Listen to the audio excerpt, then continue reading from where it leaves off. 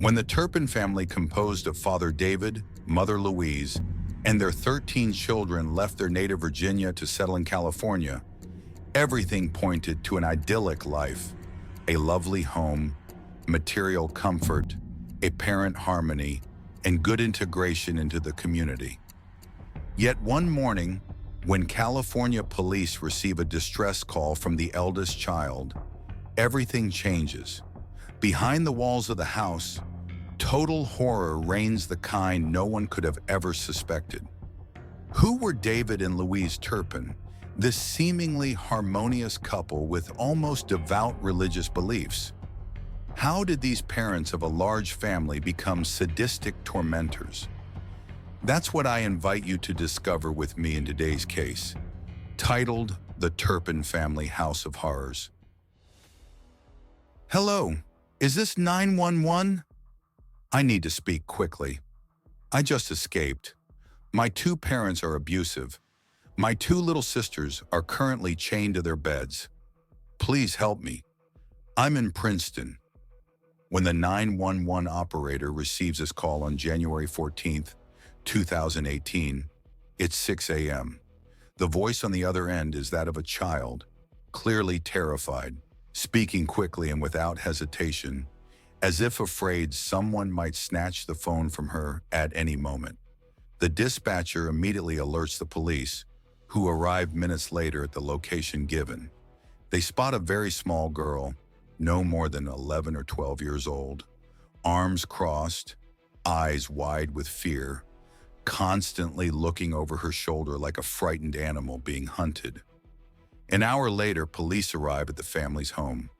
From the outside, it's a pleasant yellow house with a tiled roof and a large garage where a Jeep SUV is parked. The woman who opens the door seems bewildered to see them. She clearly wasn't expecting a visit.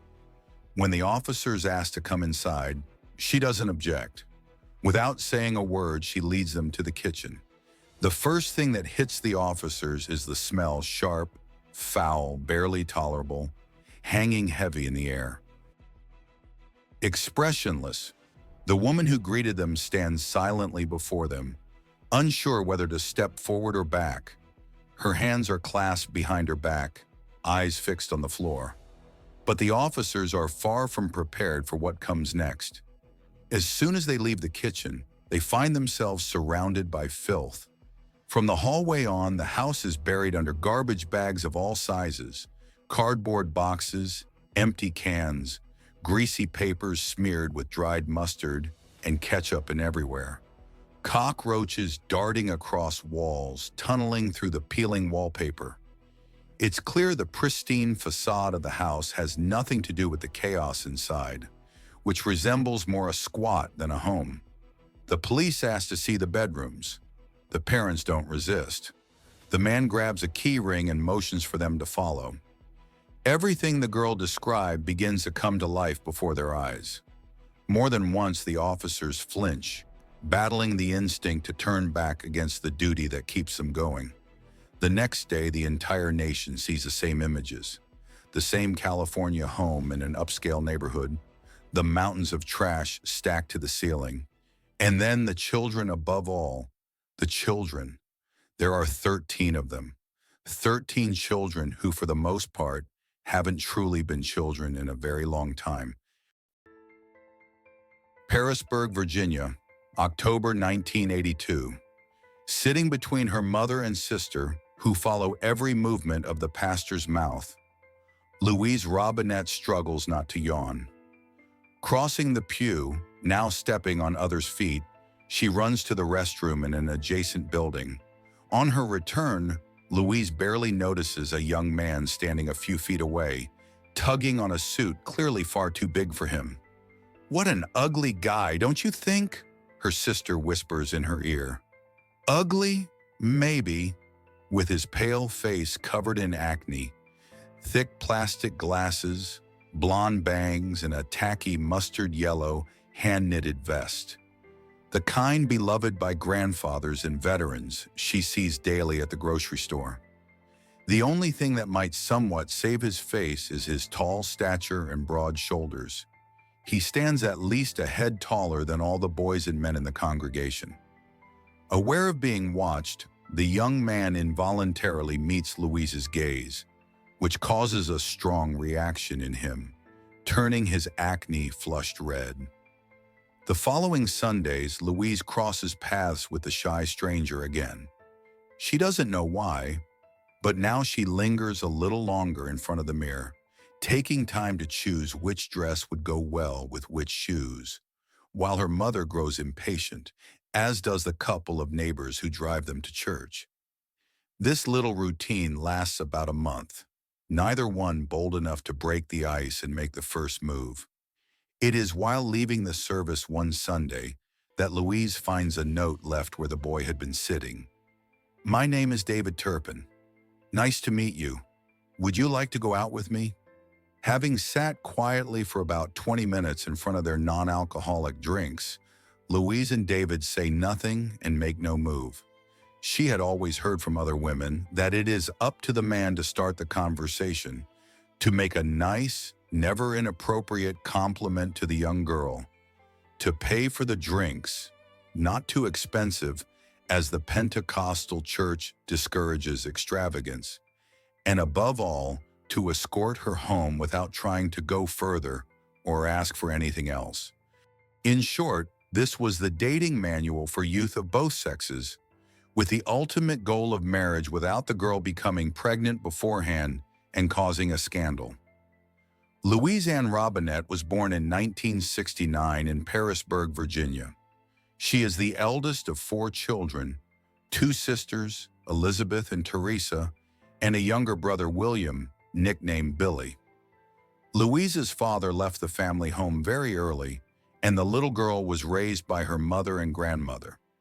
Religion held a predominant place in the Robinette family, who followed the Pentecostal faith. Louise's family belonged to the middle class and lived in a nice house.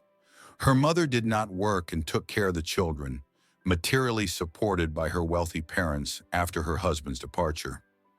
Everything seemed fine until the grandmother's death. Immediately after the funeral, Louise's mother brought her widowed father to live with them. From that moment, things began to deteriorate. Between the ages of 9 and 13, Louise, along with her younger sisters and a cousin, suffered repeated inappropriate acts from their grandfather. Their mother, who had found a job as a secretary, was often absent from the house. Upon her return, she either did not notice or chose not to acknowledge the distress of her 2 daughters, who, likely intimidated by their grandfather, did not dare to reveal anything. After meeting David Turpin, Louise Robinette fled her family home, and especially her grandfather, who had abused her. She was 16 years old at the time. They married quickly and spent the first 2 years living with David's parents. David Turpin was born on October 17, 1961. His family was wealthy, descended from a long line of slave owners who had made their fortune trading cotton and tobacco. A brilliant engineering student, David was what today would be called a geek or an intellectual, the living embodiment of the American stereotype of a clumsy boy with acne, braces, and thick glasses, always top of his class. When she first saw him, Louise's mother told her, "You probably didn't choose the most handsome, but surely not the poorest." The Turpin couple was very much in love. In 1979, David graduated as an engineer from the prestigious Princeton University. He was hired by a major nuclear firm. His income allowed him to buy a nice house to settle his beloved wife. The idea of having a child began to regularly enter their conversations. Like Louise, David was a devout believer. It was important to him that his wife stay at home and take care of household chores. He especially wanted many children because, in his view, a true Pentecostal could not be a good believer without a very large family. Louise fulfilled this expectation. Over 15 years of marriage, she gave birth to 8 children. With contraception not considered, she had 5 more children in the following years. Now heading the large family he had always dreamed of, David was a fulfilled father and husband. David's company sent him to Texas in the late 1990s. The whole family moved into a large house in a wealthy Dallas suburb. The neighbors admired the mother constantly pushing a stroller laden with shopping bags, followed by 3 or 4 other children dressed alike. The Turpin children were, in fact, a perfect reflection of their parents' religious beliefs. While Louise was a lenient mother, not much inclined to punishments, David imposed a strict, almost military discipline at home. His children were raised with a firm hand and had to obey him in everything. Louise had no say in this matter. The 13 siblings, 10 girls and 3 boys, were always dressed and groomed identically. No one really knows why the Turpins established this dress code. Was it for economy, religious duty, or some other reason? One might think it was a way to suppress any extravagant fashion tendencies that might appear during adolescence. Besides the uniformity of their clothing, which went hand in hand with their strict upbringing, the Turpin children had no friends outside, never received visitors at home, and hardly ever went out. They only left the house to go to school or accompany their mother on errands. Neighbors were surprised never to hear any noise from the house, which held so many children and normally would be full of life and activity, but it was not. The Turpin home was so quiet it seemed uninhabited. Yet that didn't stop them from being happy. David earned a good salary and could afford to take the entire family on trips across the country. Every Christmas, the whole family visited Disneyland or Las Vegas, staying at the best hotels. Family photos were living proof of these idyllic double XL vacations. Surrounded by their 13 boys and girls, Louise and David willingly posed for pictures, arm in arm, in front of Sleeping Beauty's castle at Disneyland or in the stands of dolphin shows in Florida. For us, she had it all. Perfect children, a perfect husband, a perfect house. She lacked absolutely nothing. She was very happy, says Teresa, Louise's sister, today. Louise's family, who visited her every year during the holidays, admired how well surrounded she was, enjoying great material comfort and living in Dallas's upscale neighborhoods. Everyone thought the same thing. Louise Turpin was a fulfilled woman who had married the perfect man. Above all, she had the luxury of not having to work outside the home or worry about money, unlike many other women. Yet in 1998, everything changed. From that date on, it was clear that an event disrupted the Turpins' lifestyle. The couple gradually began to withdraw, reducing contact with family, spacing out their outings, and reserving only Sundays for church. This tendency to isolate may be explained by a tragedy that struck the Turpins. David was bankrupt. Bankruptcy meant no more money to take the 13 children on vacations to Las Vegas or Disneyland. No more money for the luxury of beautiful houses or nice cars. No more money to stay in the best hotels or play golf. David Turpin saw this as an insurmountable life failure, and only his unshakable faith kept him from turning to alcohol to numb his bitterness. At home, where he now spent most of his time, he became a true tyrant not only to his children, who had always feared him, but also to his wife, whom he controlled and manipulated at will. Overnight, he made the unexpected decision to withdraw his children from school. From then on, their mother would homeschool them. The Texas government granted permission without seeking reasons. The withdrawal became total. The silence was soon broken by Teresa, Louise's sister. Worried about not hearing from her nieces and nephews, she called them repeatedly on Skype. She finally got a response very brief. "Hi, Auntie. Everyone's fine. Mom sends her love too. Bye." Intuitive, she immediately noticed something was wrong. The children seemed thin and sad, speaking in monosyllables. Words had to be almost pried from their mouths, whereas normally they all adored her, and shared a close relationship.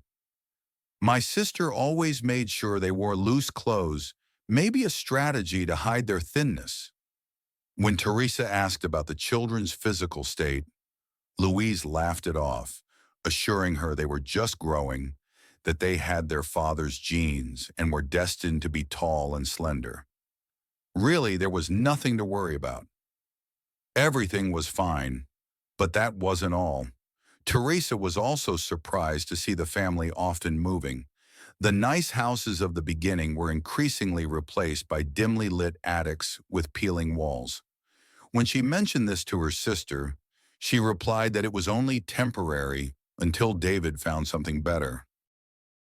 To be sure of the truth, Teresa Robinette traveled with her mother to Texas. Warned of the visit 2 weeks in advance, Louise had time to prepare everything to hide appearances.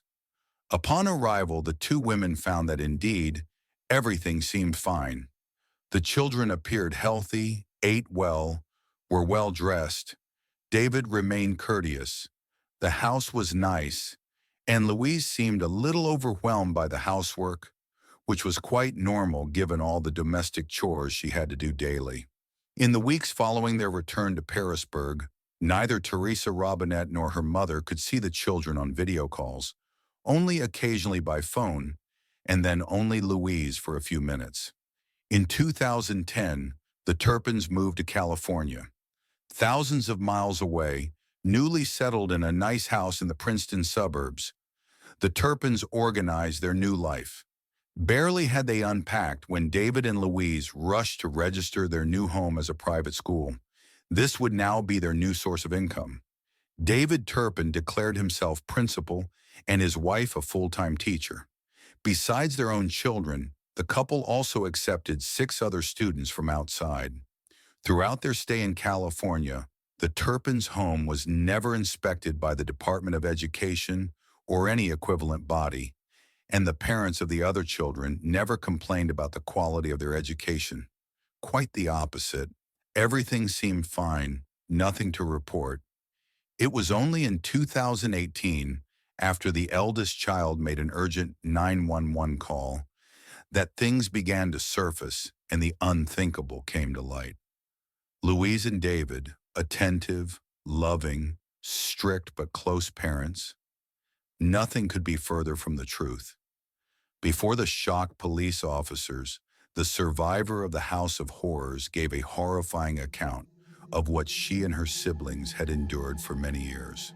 The police were taken aback time and again, starting with the discovery that the frail and malnourished child sitting before them was actually a 29-year-old woman, not a 12-year-old girl. The self-isolation, the physical and geographical isolation imposed by the parents, and the voluntary homeschooling were, in fact, a scheme to better control them, keep constant watch over them, and subject them to the worst physical and psychological abuses. David, far from the polished image he had always maintained, was in reality an authoritarian, manipulative, despotic man. Louise, who had never had a voice in their relationship, was completely submissive to him, apparently seeking in him the paternal figure she had lacked and suffered from throughout her childhood. The young woman gave the police an account that was barely bearable to hear. Due to the family's financial problems, the parents decided to tighten the belt by enforcing strict and prohibitive rules that their children were forced to follow to the letter, under threat of severe punishment. Besides no longer attending school, the 10 sisters and 3 brothers had to comply with the new daily routine: shortened shower times, rationing of food, saving on water, internet, and phone usage. They were even forbidden from speaking to their Aunt Teresa and did not understand why their mother stubbornly refused to answer her calls. In reality, despite David's recent bankruptcy, the couple was not in such a bad situation, even though managing such a large household could understandably be costly. David and Louise often treated themselves to restaurants and went to the movies or on trips. Long before the abuse began, which reached its peak after the family moved to California, Louise Turpin's behavior changed dramatically. From being an attentive mother, she started deliberately neglecting her children, no longer speaking to them, no longer cooking for them, and stopped doing housework. This neglect was evident in every house the family lived in during their moves around Texas. Each home they occupied was left in a state of obvious disrepair. Walls stained with waste, garbage bags everywhere, etc. As soon as they arrived in California, physical punishments quickly took precedence. Reprimands, restriction of food, either refusal to feed, or giving very small portions. The youngest child, an 18-month-old baby, was the only one not suffering from hunger, as Louise breastfed her regularly. Corporal punishments took on a form reminiscent of harsh confinement. Children were chained to their beds for weeks, even months, with no choice but to relieve themselves in bed because their mother categorically refused to let them use the toilet. Bathing, considered a luxury, was allowed only once a year. The eldest Turpin child recalls a time when she took the liberty to wash her elbows when she was only supposed to rinse her hands. Her father then locked her in the basement for a whole week to discourage her from doing it again. In 2014, while their children were confined at home in near prison-like conditions, Louise and David traveled to Las Vegas to renew their wedding vows, a sort of commemorative honeymoon trip where their hypocrisy and contradictory behavior reached its peak. Dressed in a modern white wedding gown, Louise walked toward the stage, escorted by an Elvis Presley impersonator, before kissing David, who was also dressed to the nines. At the sight of this middle-aged couple so in love and close, coming to renew their eternal vows, no one would have suspected that these lovers, reenacting a simulation of their wedding in a kitschy chapel, had left behind their 13 malnourished children chained to their bed frames. Upon their return from this brief enchanted escape, they resumed their roles as tormentors, delighting in inventing ever more severe punishments. Among the many prohibitions imposed by David Turpin were bans on watching television, using the internet, opening a book, and ever visiting a dentist or any other doctor. In fact, the children did not even know what a pill or a thermometer looked like. The only respite in this oppressive and anxious confinement was the writing of their diaries, which later served as undeniable evidence for the police. The children filled pages and pages, telling an imaginary listener about their suffering, the lack of love from their parents, but most of all, the constant feeling of hunger that became a recurring theme in their stories, to the point where many began drawing pictures of the foods they dreamed of eating one day. Speaking of food, David and Louise took their cruelty further by buying cakes and sweets, placing them on the counter, and ordering the children to watch but not touch. Imagine the frustration and despair of hungry children staring at the tempting sight of an apple pie or chocolate pecan brownies. Their antisocial behavior was certainly dictated by their faith, living as a clan and in a manner reminiscent of sex. Even more shocking, as would later be discovered, none of the children had proper names. In fact, neither Louise nor David called them by name. For a long time, the children had been accustomed to being identified only by numbers sewn onto their clothes, corresponding to their birth order in the family. This number was accompanied by the word thing, which literally means object, resulting in thing 1, thing 2, thing 3, and so on. Chilling. Amid this chaos of rare cruelty, the children grew up knowing nothing of the outside world, without hope of making friends their own age. The 6 students enrolled in their parents' homeschooling program were forbidden from seeing or talking to the others, as David believed it could only corrupt them. Chained in a lying position for much of their lives, many lost the use of their limbs and even their cognitive abilities, gradually falling into a state of premature helplessness. Yet despite this cruel isolation imposed by their tormentors, all of them were aware that another world existed beyond the walls of their rooms. There had to be a way to escape this prison. Then came that fateful day, January 14th, 2018. Louise was occupied with the baby, paying no attention to the rest of the household. Seizing this moment of distraction, the eldest daughter, aged 29, managed to steal one of her parents' cell phones, jumped out of the bedroom window, and called 911, the emergency number she had memorized since childhood. Apparently, one of her brothers tried to follow her, but got scared at the last minute and turned back. This heroic and desperate act marked the end of the Turpin siblings' ordeal and led to the uncovering of the grim charade their parents had maintained for years. The house was placed under search warrant. For days, police officers carried away bags filled with evidence, including mattresses, keys, and padlocks. During their investigation, they uncovered the den of horror inside this suburban home, where, unbeknownst to the world, the brothers and sisters had been held captive at the whim of their torturous parents.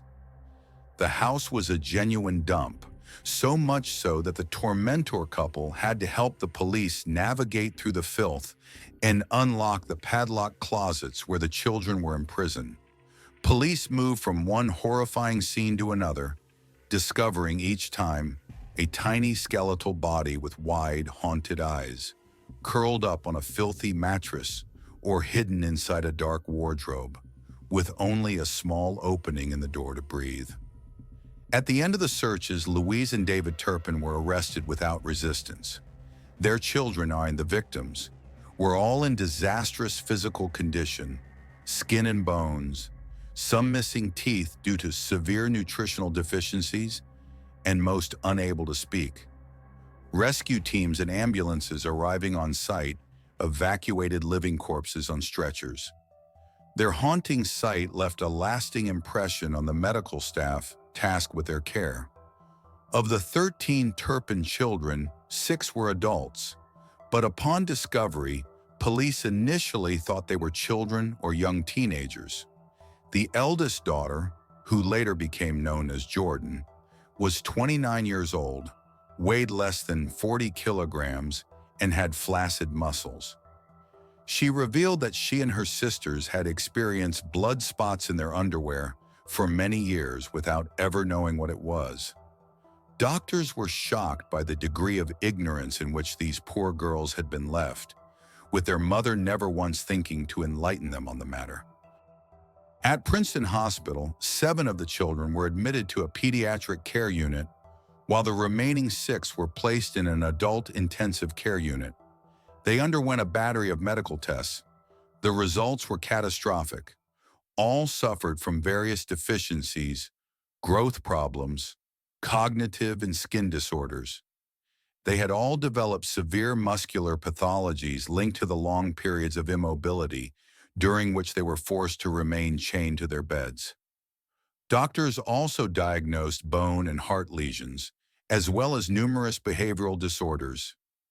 Given their overall health condition, psychological intervention was postponed to allow them time to regain strength. A long process, considering how much their growth systems had been disrupted and atrophied. Media attention quickly intensified, and the day after their arrest, the entire nation was shocked to see, for the first time, the faces of the diabolical parents.